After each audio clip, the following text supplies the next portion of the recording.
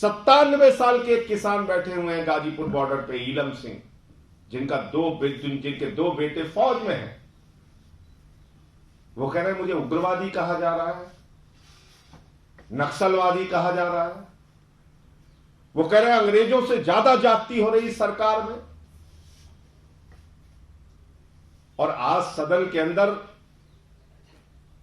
जब मैं किसानों की आवाज को उठा रहा था, एक ही मांग कर रहा था कि चलो इतना जुर्म कर लिया, 165 किसानों ने अपनी शहादत भी दे दी, कम से कम उनके मुद्दे पर चर्चा तो कर लीजिए।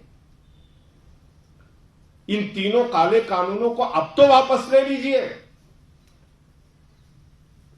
लेकिन सरकार का तानाशाही रवैया, कुछ भी सुनने को तैयार नहीं, कुछ भी सुनने को तैयार नहीं।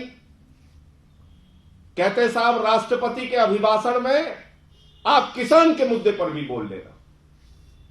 अजीब बात है, इतने बड़े आंदोलन पर अलग से चर्चा नहीं हो सकती, इन बिलों के वापसी की बातचीत अलग से नहीं हो सकती।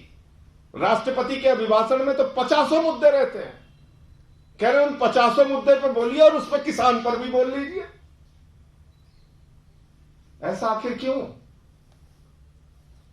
और अकेले आम आदमी पार्टी ने इस विषय को उठाया।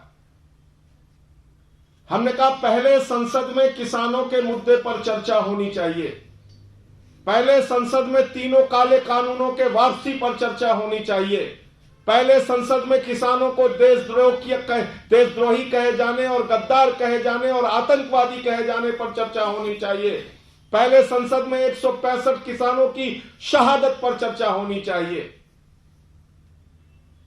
लेकिन सरकार ने हमारी बात नहीं सुनी। और जब आज चेयरमैन साहब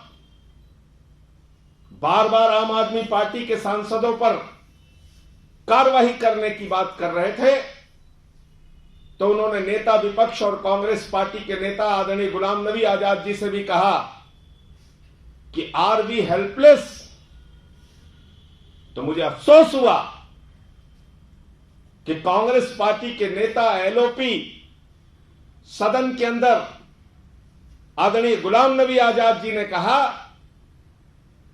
कि हमने जो कहा था, जो तय किया था, हम उसके साथ खड़े हैं।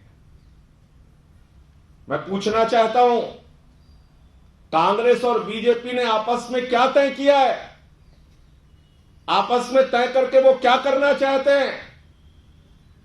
किसानों को न्याय कैसे मिलेगा? क्या डील हुई है, क्या बातचीत हुई है, क्या आपस में तय कर लिया है? क्या कांग्रेस इस बात से सहमत नहीं कि किसानों के मुद्दे पर अलग से चर्चा करके तीनों काला कानून वापस होना चाहिए? क्या कांग्रेस इस बात से सहमत नहीं कि किसानों के मुद्दे पर, उनके ऊपर हुए जुल्म और उनके ऊपर हुए एफआईआर के मुद्दे पर अलग से चर्चा होनी चाहिए?